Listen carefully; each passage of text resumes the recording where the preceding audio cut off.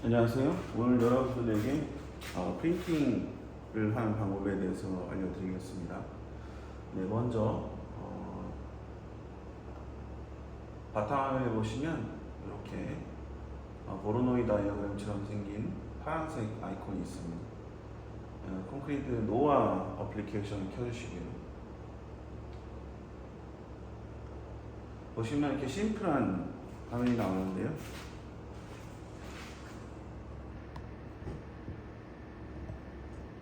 화면을 잠시 조정하겠습니다.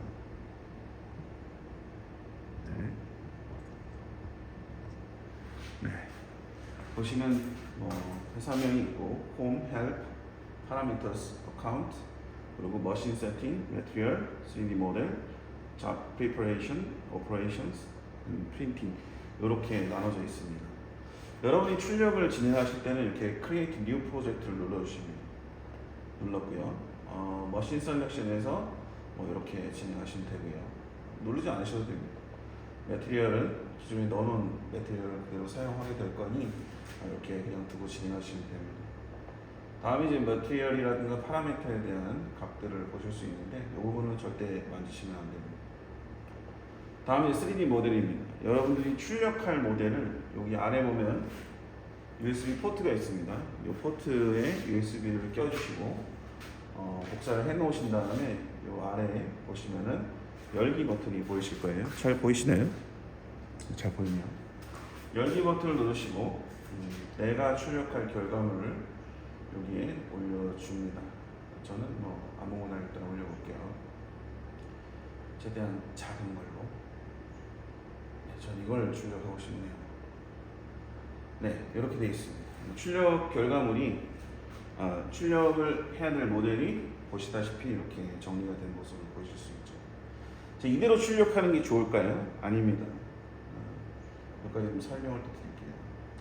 이렇게 마우스 왼쪽 버튼을 클릭하고 그 트랙패드를 이렇게 문질러 보면 이런 식으로 돌릴 수 있게 돼 있고, 오른쪽 버튼을 클릭하고 이렇게 문질러 주면 패닝이 됩니다. 그리고 그 두 손가락으로 마우스 패드를 위로 문지르면 이렇게 확대가 되고요. 반대로 하게 되면 이렇게 축소가 되겠죠. 여기 기본적인 조절 방식이고요. 다음은 이제 우리가 출력을 할 때 이 상태로 출력하게 되면 어떤 문제가 생길까요? 출력면이 굉장히 좁고요. 길게 되어 있습니다.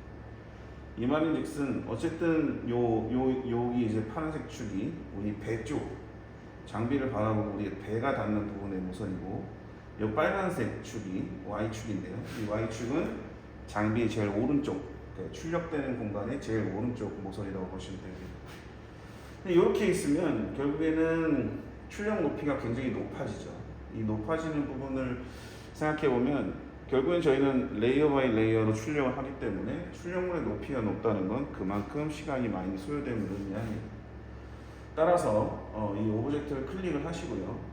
로테이션을 눌러주시면, 로테이션을 눌러서 필요한 부분의 각도를 이렇게 체크 부분을 눌러주시면 이렇게 돌아가게 되겠죠. 이렇게 돌릴 거냐, 어떻게 돌릴 거냐, 이거는 여러분들의 선택 사항입니다. 이렇게 들어가는 게 제일 좋겠죠. 그 다음에 무브를 클릭해서 이 제품을 끌어올려주고, 빨간색이 됐다는 얘기는 이 잡박스를 넘어갔다는 얘기입니다. 여전히 넘어가 있고요. 다시 올려주고 G를 눌러주면 이 제품이 제일 아래 레이어에 닿아 있다는 얘기입니다. 이렇게 해도 빨간색이 뜨면 약간 올려주세요. 지금은 여기 그 소프트웨어가 아직 초기 버전이기 때문에 이 Y축이 Z축이라고 보시면 됩니다. 이렇게 해서 눌러주면 무브를 해서 1mm를 띄어 올리겠다. Z축 방향으로 이렇게 이해하시면 편해요. 이렇게 해놓고 제품을 웬만하면 가운데에 놓는 것을 권장드립니다. 이렇게 좀 가운데 들어가 있죠. 이게 출력 준비 끝입니다. 이렇게 해놓으면, 자, 다음에는 우리가 여러분들에게 제가 3D 프린팅의 어떤 공통된 특징들을 여러 가지 말씀드렸는데요. 3D 프린팅이라고 하는 것들은 2D 프린팅의 축을 한 축 늘린 거예요. 그래서 2D 프린터, 우리가 알고 있는 프린터를 한 축을 늘려서 프린팅하는 개념이라 본질적으로는 2D 프린터 형태로 출력을 합니다. 다만 그 레이어를 한 층씩 쌓아서 올리거나 아니면 아래로 내려서 출력하는 방법을 의미하죠. 자, 그러려면 이게 지금 우리가 장입한 모델은 몇 개의 파라미터밖에 몇 개의 확장자밖에 지원을 안 합니다. 3D 모델 파일이라고 얘기하고요. 대표적으로는 이제 STL 파일을 많이 사용하게 됩니다. STL 파일은 제가 수업 때 여러분들한테 말씀드렸지만 물에 닿는 이 제품을 물에다 넣었을 때 물에 직접적으로 닿아 있는 면을 그대로 이제 모델링만 남겨놓고 나머지 부분은 이제 빈 공간이 되거든요. 자, 그럼 그 부분을 우리가 가득 채운다라고 보는 거예요. 네, 그렇게 얘기하시면 되고, 예를 들어서 제가 이제 단층 촬영인 CT 촬영을 여러분들한테 말씀드렸는데 결국에는 CT 촬영의 원리랑 똑같습니다. 저를 이제 CT 스캔을 하게 되면 제 단면을 직접적으로 볼 수 있게 되는데요. 그 단면의 이미지를 출력을 하는 거예요. 그래서 그 출력된 이미지의 외곽선부터 해서 내부는 다 차 있다고 생각을 하고 출력해 나가는 과정을 의미합니다. 따라서 일단 여러분들은 STL 파일을 활용하시는 게 맞고요. 파일에 문제가 없다면 슬라이싱 과정에서 그 CT 단층을 하듯이 이 모델을 레이어 바이 레이어로 슬라이싱 이미지로 변환을 해줍니다. 자, 그건 여기 잡 프리퍼레이션에 있겠죠. 그래서 여러분들 프로젝트 이름을 여기다 넣어줍니다. 오늘 날짜가 예를 들어서 26년 오늘 현충일이네요. 26년 6월 6일로 해놓고 자, 프리퍼레이션 버튼을 눌러줍니다. 자, 이렇게 되면 그냥 551개의 레이어가 생성이 될 겁니다. 그럼 지금 여기 보면은 이제 진행 상황이 나오죠. 37, 40 이렇게 됩니다. 그러면 이게 이 모델은 결국에는 전체 551개의 사진으로 저장이 되는 겁니다. 사실 비트맵 파일인데요. 자, 요거의 원리는 여기 보시면 됩니다. 요 오른쪽에 보시면 프린터 파라미터스라고 되어 있죠. 랜더마이즈 스타트 포인트 300 이건 의미 없고요. 클리닝 피리어드 3라고 되어 있는 것들은 3번의 스프레드 작업을 하고 다시 요 기지로 돌아와서 퍼지하는 작업입니다. 이런 프린터 헤드를 클린하게 하기 위함이고요. 요 롤러 스피드는 스프레드 과정에서 회전 그 시계 반대 방향으로 회전하는 롤러의 스피드를 의미합니다. 다음에 이제 UV 인텐시티는 저희가 지금 이 장비에는 UV가 달려 있지 않고 IR이 달려 있습니다. 그래서 요거에 대한 이제 강도를 조절할 수 있는 부분이 있고, 다음은 이제 레이어 하이트가 굉장히 중요합니다. 우리는 요 오브젝트, 요 3D 모델을 210 마이크론의 수준으로 슬라이싱을 하겠습니다 라고 얘기하는 거예요.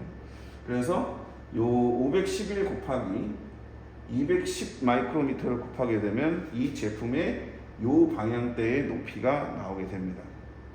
자, 그러면 요 밑에 있는 피드 하이트는 뭐예요? 라고 생각하실 수 있어요. 요 피드 하이트는 실제로 출력되는 출력물의 레이어의 높이입니다. 따라서 출력물은 실제로는 출력물 자체는 210 마이크로로 슬라이싱이 되어 있지만은 실제 재료가 피딩이 되는 건 240 미크론이에요. 그 이유는 서로 오버래핑을 하기도 하면서 그리고 롤링이 진행되면서 컴팩팅이 되는 겁니다. 그래서 대략 210 마이크론 수준으로 압착이 된다고 보시면 됩니다. 지금 보시면은 260606 현충일 프로젝트가 슬라이싱이 완료됐어요. 자, 그럼 제가 모델링한 이 STL 파일이 또는 스틸 파일이나 3DM 파일이나 여러 가지 모델링 소프트웨어를 이용하겠지만 그걸 STL로 변환해서 가지고 와서 이 소프트웨어 내에서 슬라이싱이 된 결과를 어디서 보느냐? 여기 윗부분에 클릭을 해주시고요. 시작 버튼 눌러서 Shift 퍼센트 앱 데이터 그리고 퍼센트 하고 엔터를 치면 이 데이터를 볼 수 있습니다. 보시면 여기 대문자로 된 콘크리트 노아 앱이라고 되어 있습니다. 이걸 클릭해 주시고요. 다음에 데이터를 클릭해 줍니다. 그리고 프로젝트를 클릭하고요. 가장 최근에 생성된 프로젝트를 폴더를 봐야 되니까 이렇게 순서 정렬을 해주신 다음에 여기 있죠. 요걸 클릭해 줍니다. 자, 그러면 여기 아까 몇 개 정도였었죠?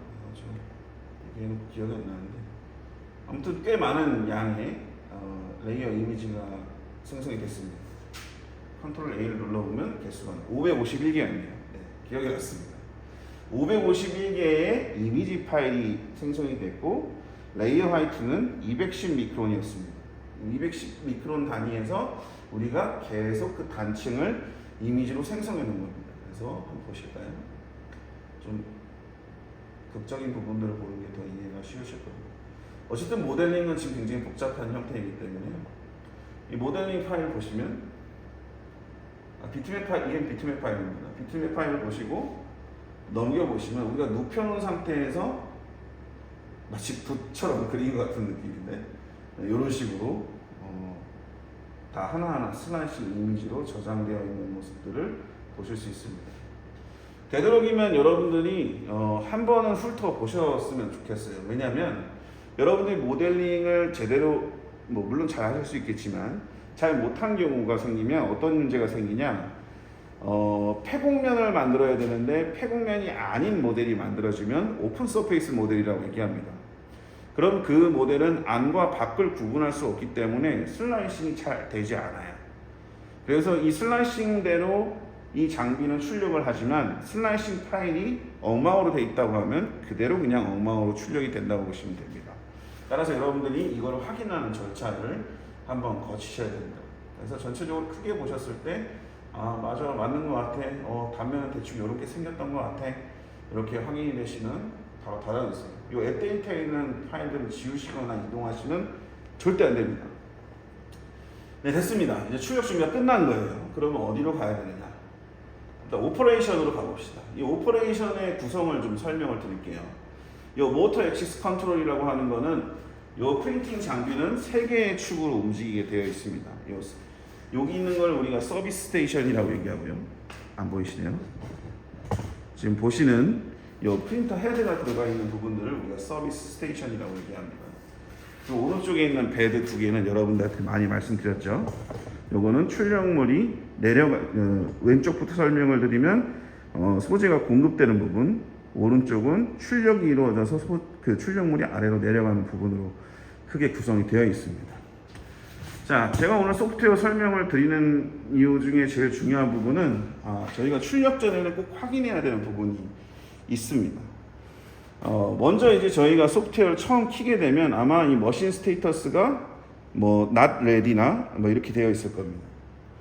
이걸 처음 키게 되면 이 소프트웨어와 이 장비 간에 서로 통신이 이루어지면서 이 장비의 세팅이라든가 내용들, 그 접속 상태들을 점검하게 되고요. 최종적으로 문제가 없을 때 ready라는 표시가 나오게 됩니다. 다음, 그리고 혹시 장비를 껐다 키는 경우는 거의 없겠지만 장비를 껐다 켰을 경우에는 항상 X, Y, Z1, Z2 축을 호밍을 해줘야 됩니다. 원위치로 돌려줘야 돼요. 그래야 거기서부터 장비가 길이를 재거나 위치를 특정할 수 있게 됩니다. 자, 그래서 요 버튼은 절대 누르시지 말고요. 눌러도 상관없긴 하는데 시간만 걸리고 일이 늘어나게 됩니다. 다음은 이제 롤러는 지금 현재 5% 되어 있고요. 캐핑 스테이션도 저희가 꺼놨습니다. 여기 서비스 스테이션은 요거라고 말씀드렸죠. 이 서비스 스테이션이 요 프린터 헤드를 의미합니다.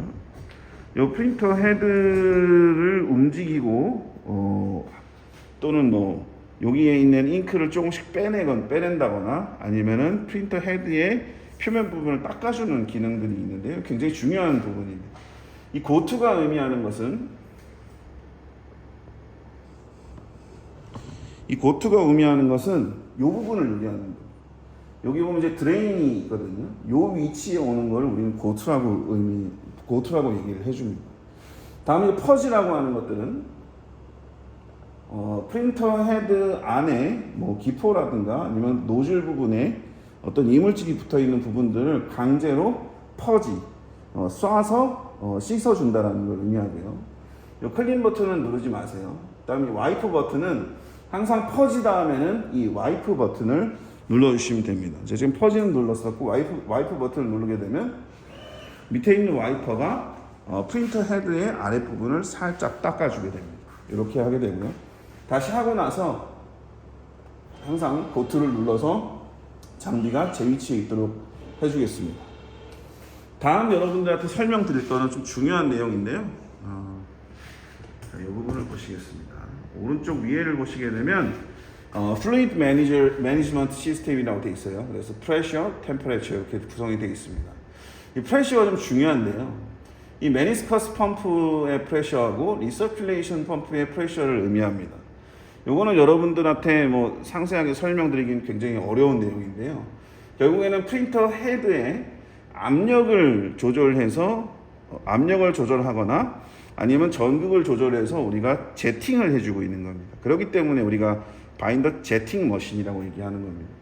근데 그 과정에서 우리가 이 메니스커스 소재가 흘러내리지 않고 그 위치에 그대로 표면 장력에 의해서 그대로 유지될 수 있는 압력을 우리가 메니스커스 펌프 프레셔라고 메니스커스 프레셔라고 얘기하고, 이 리서큘레이션 프레셔는 요 프린터 헤드와 이 재료가 공급되는 탱크 사이에 압력을 지속적으로 유지해줘서 강제적으로 순환을 시키는 그런 시스템의 압력입니다. 그래서 요거는 저희가 32mB하고 50mB로 맞춰놨습니다. 만약에 여러분들이 출력을 하시는데 요게 32mB와 그리고 50mB보다 한참 모자란다거나 그런 문제가 생기면 바로 제게 연락해 주세요. 네, 나머지는 여러분들이 눈여겨보실 만한 부분은 저희가 이제 디파우더링이라든가 초기 프린팅 세팅 단계에서 여러분들한테 많이 설명드렸던 부분입니다. 이 넘버 오브 레이어, 스프레드 항목에 있는 넘버 오브 레이어스, 그리고 스프레드 캔슬 버튼이 있습니다. 캔슬 버튼 저도 안 눌러봤고요.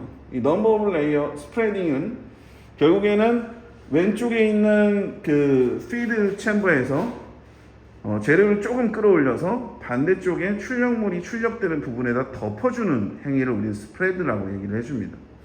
스프레드를 몇 번 해줄 거냐, 그러니까 출력을 하는 게 아니라 단순히 스프레드만 해주는 거죠. 스프레드 버튼을 한번 눌러주게 되면요, 어떤 일이 일어나냐면, 자, 스프레드를 한번 하겠습니다. 지금 장비가 움직이죠. 보시면 저 왼쪽에 있는 그 피드가 되는 박스에서 소재가 좀 올라오고, 그 조금 올라온 소재를 롤러가 밀어서 오른쪽으로 보내버립니다. 오른쪽에 균이라는 깔아주는 절차죠. 이 작업을 하고 나서 항상 고투를 눌러서 서비스 스테이션을 원 위치로 바꿔주셔야 됩니다. 네, 이렇게 하게 되면은 이제 출력 준비는 사실상 끝난 내용이에요. 그래서 여러분들 시범적으로 한번 보여드렸던 거고, 장비의 상태 전체적으로 오케이, 그리고 압력, 메니스커스 펌프 프레셔가 32, 그리고 리서큘레이션 프레셔가 50 정도, 요걸 잘 확인하시고 하시면 됩니다. 그 다음 절차는 결국엔 프린트가 되겠죠. 프린트는 제가 만들어낸 그 프로젝트명은 26년 6월 6일이라는 형태가 되어 있고요. 어떤 식으로 내가 배치했었구나 이런 것들을 확인할 수 있고, 소재와 바인더는 어떤 것들을 사용하고 있으며 진척 현황은 어떻게 되고 예상되는 종료 시간은 지금 현재는 없다라고 되어 있죠. 맞습니다. 이거는 그 출력물의 출력 시간은 사실은 예측하기가 쉽지가 않아요. 그건 파라미터에 따라 좀 다르기 때문에 지금 현재는 출력을 걸어놓고 대략 여러분들이 풀 잡을 한다고 했을 때는 거의 하루 종일 출력해야 된다고 보시면 됩니다. 그래서 여기에서 프린트 버튼을 눌러주게 되면 비로소 출력이 진행이 됩니다. 여기까지가 이제 소프트웨어 설명인데요. 진짜 여러분들이 좀 중요하게 바라보셔야 될 거는, 대부분 여러분들은 출력을 굉장히 많이 높이 할 계획으로 알고 있습니다.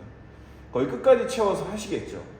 근데 되도록이면은 그 파트의 사이즈를 요 출력물의 잡 사이즈, 이 출력의 그 디멘전을 넘어가서도 안 되지만 이거를 굳이 꽉 채운다라고 생각하시면 굉장히 곤란해요.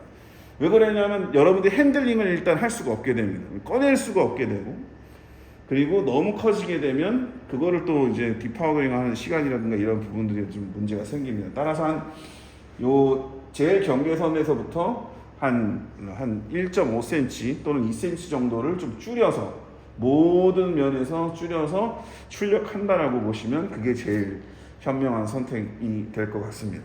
그래서 전체 부피를 다 출력을 할 수는 있지만 일이 좀 더 번거로워질 수도 있고, 그리고 출력의 어떤 정확도 향상을 위해서는 되도록이면 한 1cm 내지 한 2cm까지 좀 축소를 해서 넣는 것을 권장드립니다.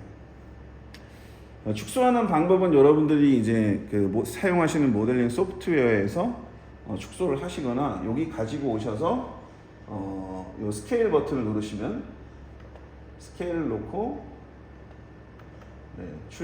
변경을 하실 수 있습니다. 요 오브젝트를 클릭하시고요. 스케일 버튼을 눌러서 요 올 부분을 예를 들어서 한 100%가 기본이 되고 50% 절반 부피를 50%를 축소시키겠다, 또는 2배로 늘리겠다, 이런 형태로 스케일 조절을 할 수 있습니다.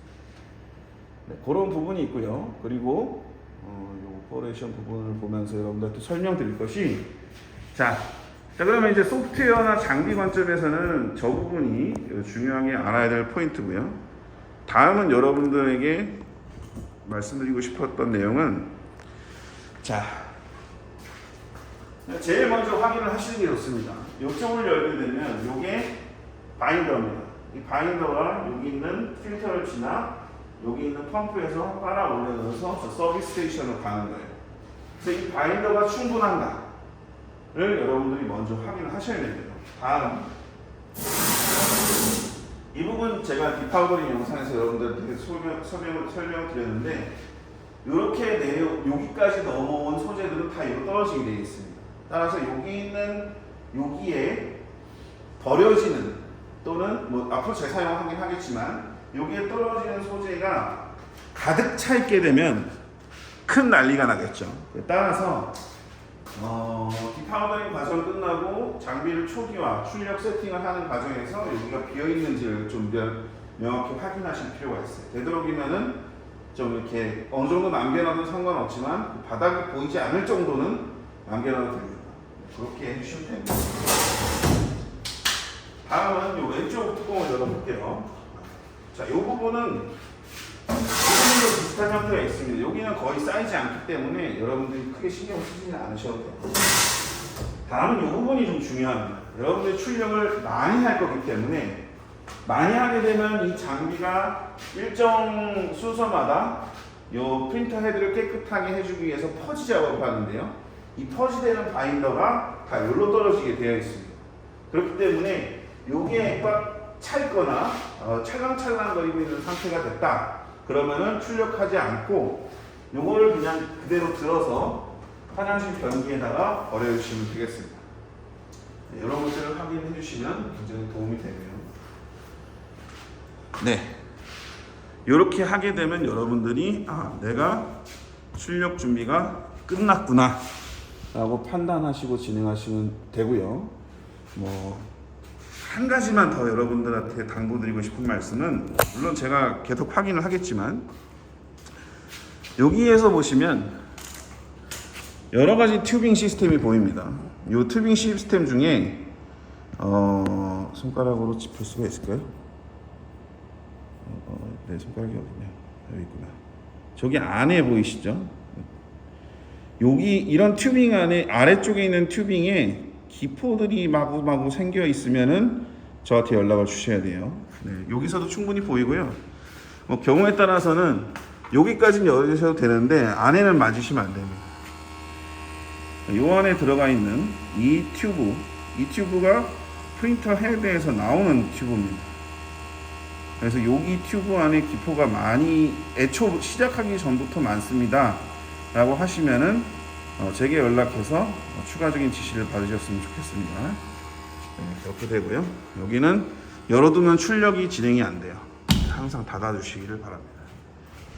네, 이렇게 해서 여러분들한테 출력 준비, 모델링을 넣는 과정부터 해서 점검해야 될 사항들을 여러분들한테 소개해 드렸습니다. 네, 이상입니다.